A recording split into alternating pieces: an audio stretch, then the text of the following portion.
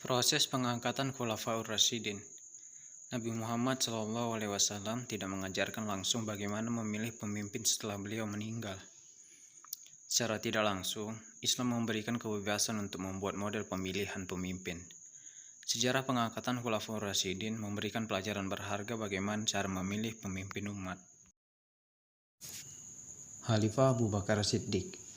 Semasa hidupnya, Nabi Muhammad SAW tidak pernah menitipkan pesan dan menunjuk siapa kelak yang akan menjadi pengganti dan penerus atas kepemimpinannya. Sehingga sepeninggal beliau terjadilah beberapa perselisihan ketika proses pengangkatan khalifah, khususnya antara kaum Muhajirin dan kaum Ansor.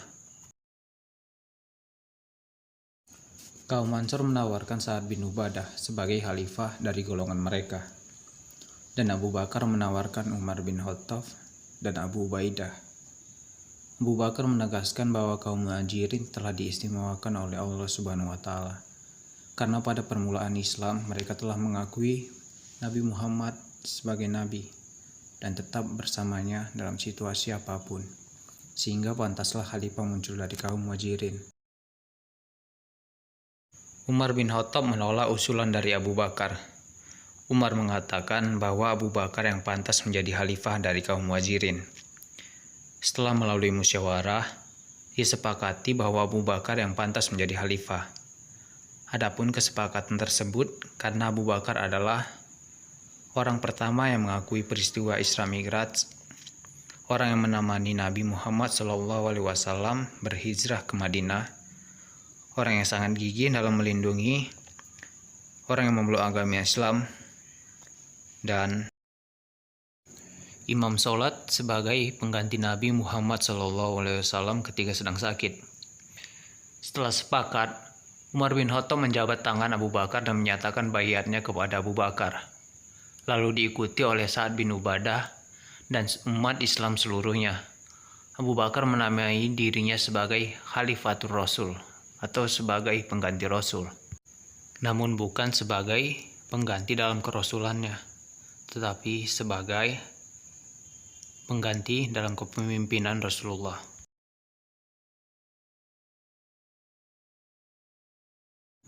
Khalifah Umar bin Khattab.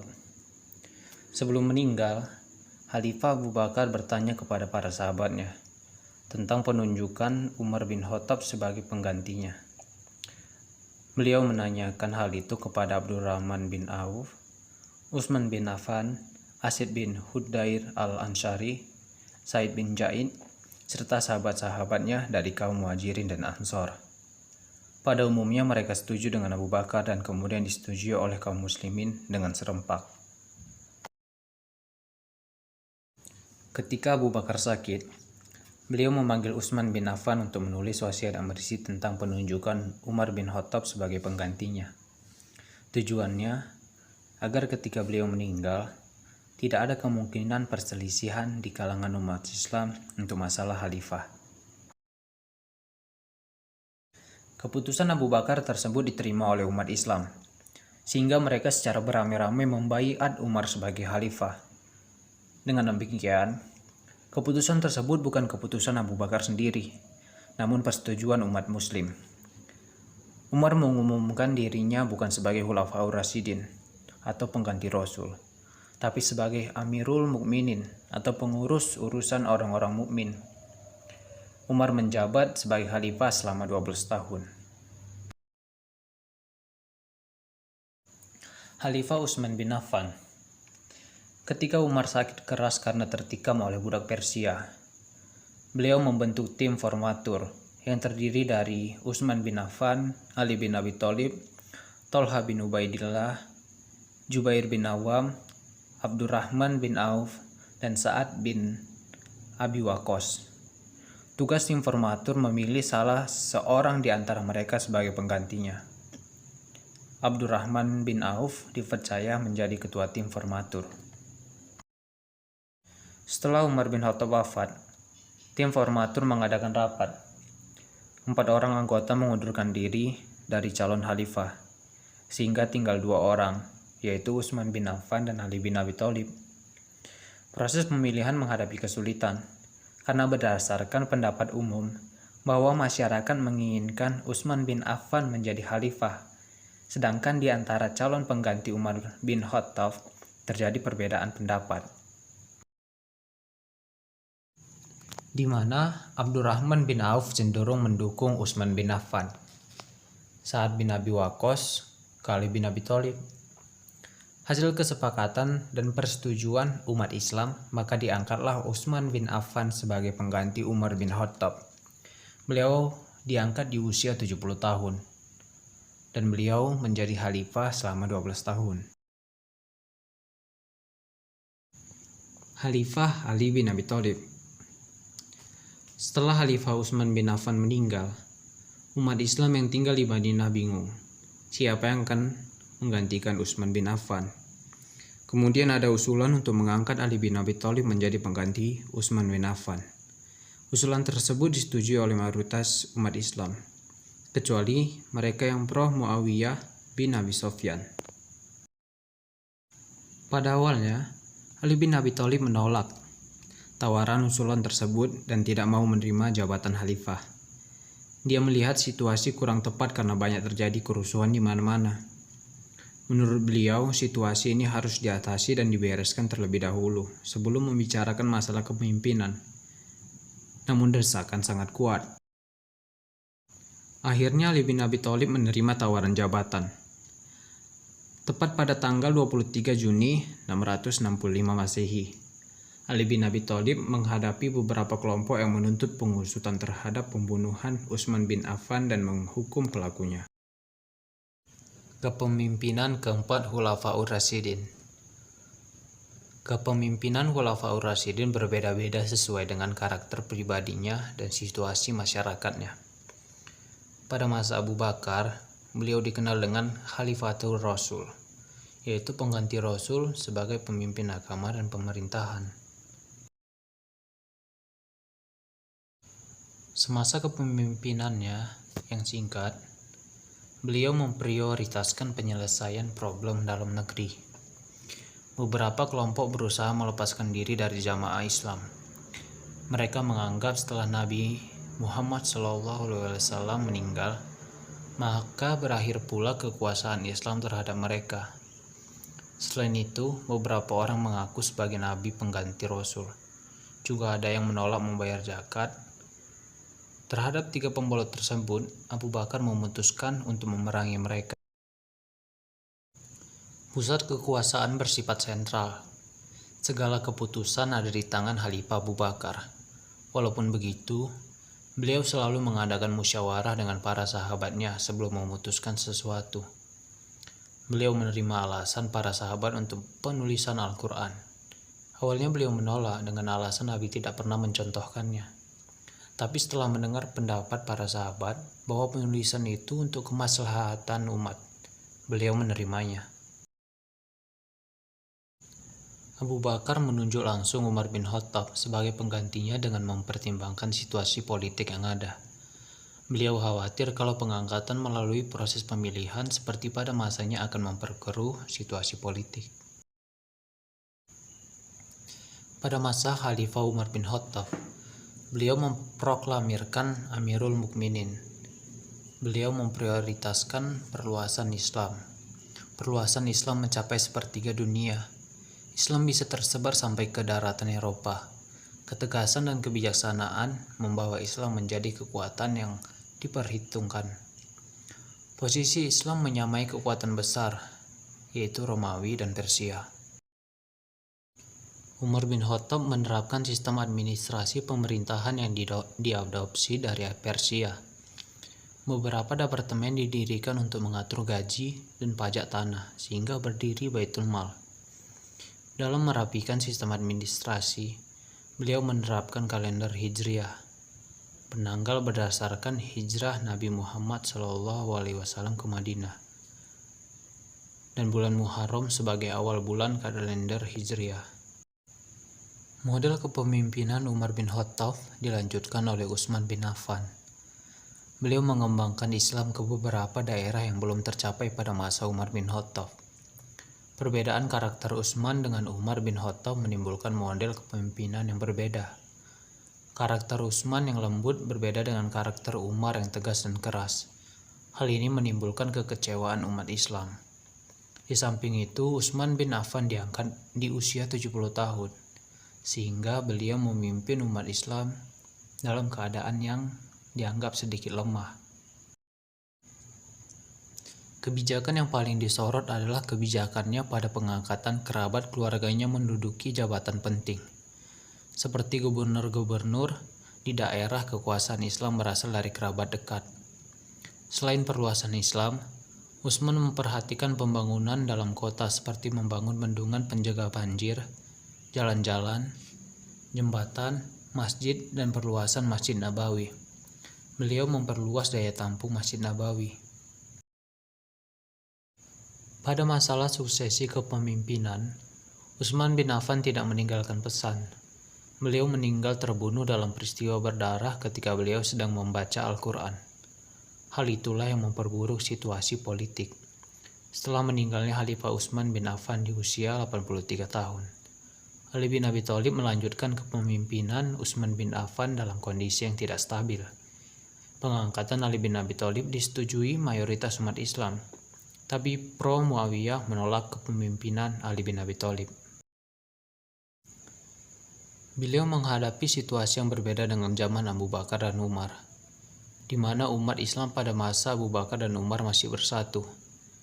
Mereka memiliki banyak tugas yang harus dituntaskan seperti perluasan Islam. Selain itu, kehidupan sosialnya masih sangat sederhana dan belum banyak terpengaruh oleh kekayaan dan kedudukan. Sedangkan zaman Ali bin Abi Thalib sudah luas dan besar. Ali menghadapi kelompok penentang sangat kuat ketika memberlakukan kebijakannya pada pemecatan pejabat-pejabat. Hal ini yang dianggap penyebab munculnya pemberontakan. Beliau menghadapi juga pemberontakan dari Jubair dan Aisyah karena dianggap tidak menghukum pelaku pembunuhan Utsman bin Affan. Pertentangan keduanya mengakibatkan Perang Jamal atau Perang Untah karena Aisyah menunggang unta dalam peperangan. Pertentangan Ali dengan Muawiyah yang mengakibatkan Perang Siffin. Perang tersebut diakhiri dengan tahkim atau arbitras di Daumatul Jandal pada tahun 34 Hijriah. Akibat peristiwa itu, muncul 3 golongan di kalangan umat Islam, yaitu Khawarij, Murji'ah, dan Syiah. Ketiganya golongan yang sangat kuat dan mewarnai perkembangan pemikiran dalam Islam. Perselisihan itulah yang menjadi awal berakhirnya pemerintahan Islam di bawah Khulafaur Rasyidin. Meskipun memiliki kelemahan-kelemahan, para ahli sejarah menyatakan bahwa pemerintahan Islam pada masa Khulafaur Rasyidin merupakan masa pemerintahan Islam yang paling mendekati masa pemerintahan Rasulullah SAW. Prestasi Khalifah Abu Bakar. Khalifah Abu Bakar As-Siddiq memimpin umat Islam selama 2 tahun. Walaupun waktu yang singkat sebagai pengganti Nabi dalam kepemimpinan agama dan pemerintahan, Khalifah Abu Bakar melakukan beberapa kebijakan dalam rangka mengembangkan Islam. Beberapa tindakan Khalifah Abu Bakar yang memberikan kontribusi terhadap umat Islam antara lain: yang pertama, memerangi kelompok pembangkang.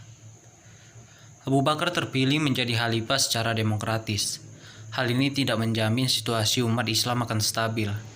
Setelah Nabi wafat, krisis kepemimpinan menimbulkan gejolak perpecahan umat. Sebagian umat Islam mulai menentang kebijakan Nabi Muhammad SAW. Mereka menciptakan ketidakadilan umat Islam. Khalifah Abu Bakar menetapkan kebijakan yang tegas terhadap para pembangkang. Ada sekelompok orang di Madinah menyatakan keluar dari Islam. Mereka kembali memeluk agama dan tradisi lama, yakni menyembah berhala. Suku-suku tersebut menyatakan bahwa hanya memiliki perjanjian dengan Nabi Muhammad SAW. Beberapa di antaranya yaitu Al-Aswad Al-Ansi, Musailamah Al-Kadzab, Tulaiha bil Khuwailid Al-Asadi. Ada beberapa sebab mereka murtad, antara lain: yang pertama, iri dan dengki terhadap perkembangan kota Madinah. Yang kedua, fanatisme, rasa kesukuan, dan sifat feternalistik, yaitu tunduk secara membabi buta kepada pimpinannya. Yang ketiga, takut kedudukan hilang karena Islam membawa perubahan di bidang politik, sosial, budaya, dan agama. Yang keempat, banyak suku Arab masuk Islam karena pertimbangan politik. Yang kelima, mereka baru memeluk Islam dan belum menghayati ajaran Islam. Yang kedua, kodifikasi Al-Quran. Ketika umat Islam kehilangan lebih dari 70 orang yang gugur di perang melawan para pembangkang, Umar bin Khattab merasa khawatir kehilangan Al-Quran. Beliau mengusulkan kepada Abu Bakar untuk membukukan Al-Quran. Pada awalnya Khalifah Abu Bakar menolaknya karena Nabi Muhammad tidak pernah menyuruhnya. Tapi setelah mendapat penjelasan dari Umar, Abu Bakar menerimanya. Abu Bakar As-Siddiq dengan menunjuk Zaid bin Sabit sebagai pemimpin pengumpulan. Setiap pengumpulan ayat-ayat Al-Quran selesai, mushaf disimpan Khalifah Abu Bakar As-Siddiq. Setelah Abu Bakar As-Siddiq meninggal dunia, mushaf tersebut disimpan oleh Hafsah binti Umar, putri Umar bin Khattab, dan salah seorang istri Nabi.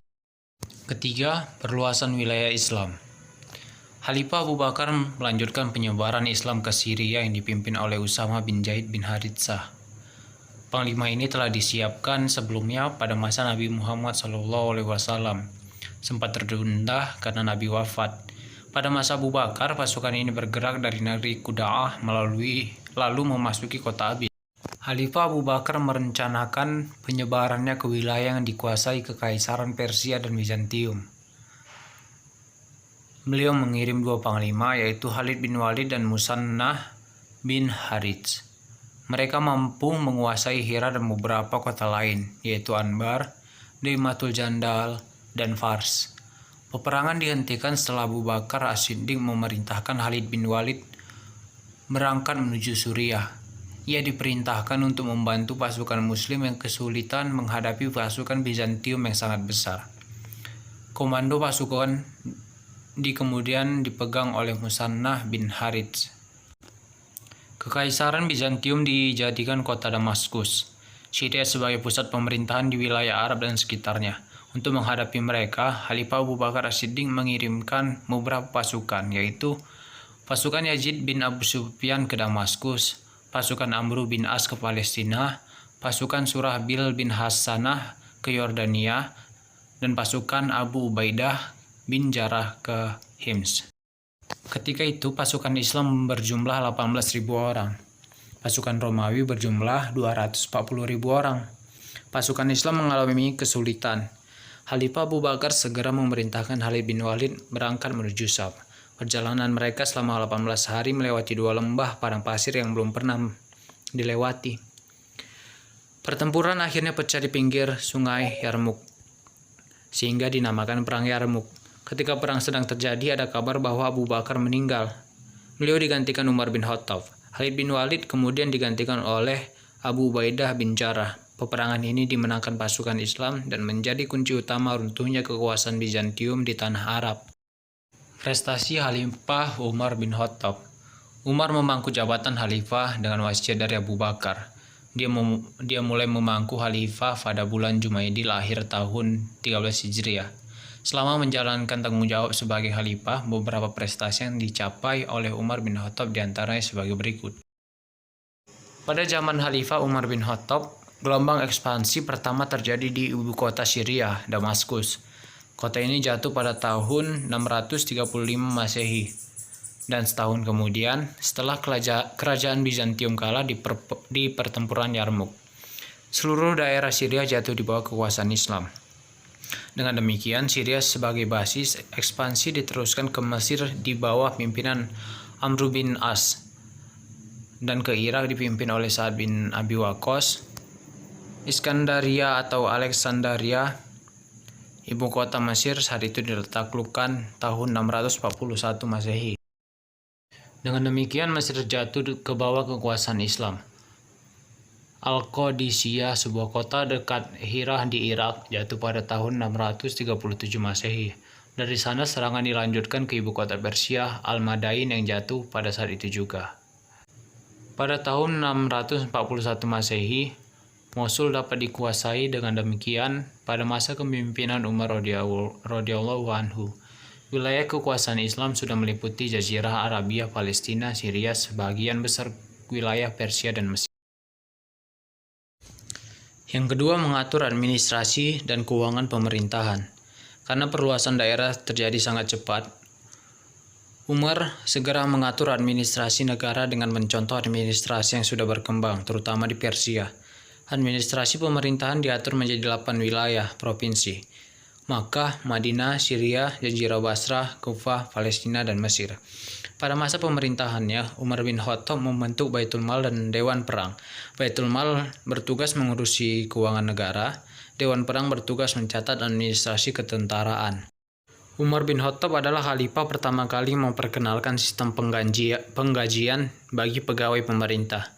Ia juga memberikan santunan dari Baitul Mal kepada seluruh rakyatnya. Besarnya santunan disesuaikan lamanya memeluk Islam. Pada masa Khalifah Umar bin Khattab, kemakmuran dapat dinikmati rakyat seluruh pelosok negeri. Yang ketiga, menetapkan kalender Hijriah. Sebelum kalender Hijriah ditetapkan, orang-orang pada saat itu menggunakan sistem kalender Masehi. Agar berbeda dengan kaum Nasrani, Umar bin Khattab mencetuskan kalender Hijriah yang ditetapkan mulai pada saat Nabi Muhammad SAW hijrah dari Makkah ke Madinah.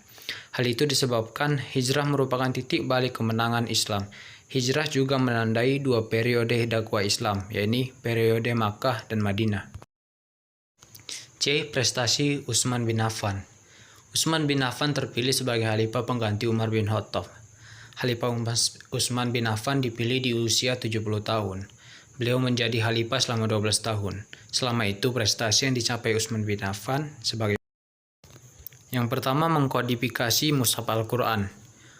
Pada masa pemerintahan Khalifah Utsman bin Affan, wilayah Islam sudah sangat luas. Hal ini menimbulkan kekhawatiran akan terjadinya perbedaan pembelajaran Al-Quran di beberapa pelosok wilayah. Perbedaan itu meliputi susunan surahnya atau lafal. Salah seorang sahabat bernama Huzaifah bin Yaman melihat perselisihan antara tentara Islam ketika menaklukkan Armenia dan Azerbaijan. Masing-masing pihak menganggap cara membaca Al-Quran yang dilakukan adalah paling baik. Perselisihan tersebut kemudian dilaporkan kepada Utsman bin Affan. Selanjutnya, Khalifah membentuk sebuah panitia penyusunan Al-Quran.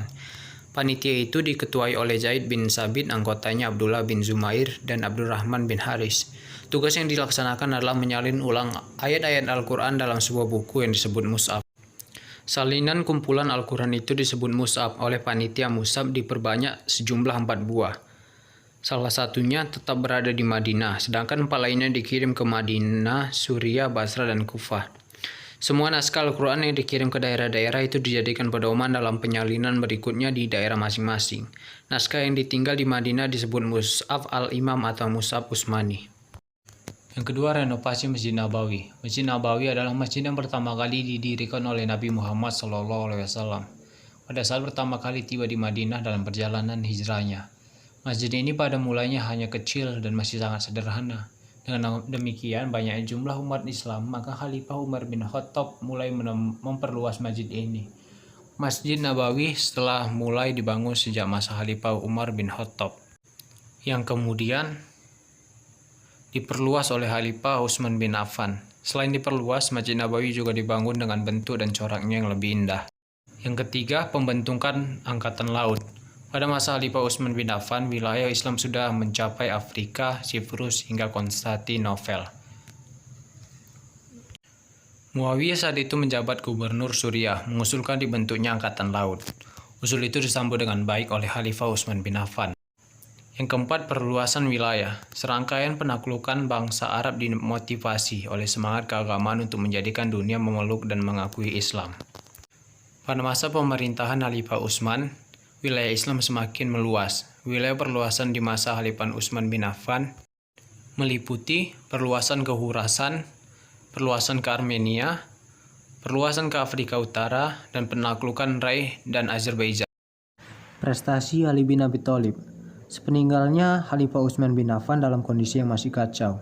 Namun muslimin meminta Ali bin Abi Thalib untuk menjadi khalifah. Akan tetapi, ada beberapa tokoh yang menolak usulan tersebut. Khalifah Ali bin Abi Thalib melaksanakan langkah-langkah yang dapat dianggap sebagai prestasi yang telah dicapai. Yang pertama, mengganti pejabat yang kurang cakap. Ali bin Abi Thalib menginginkan sebuah pemerintahan yang efektif dan efisien.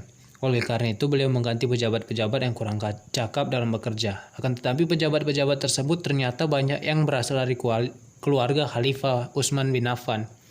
Akibatnya, makin banyak kalangan Bani Umayyah yang tidak menyukai Khalifah Ali bin Abi Thalib.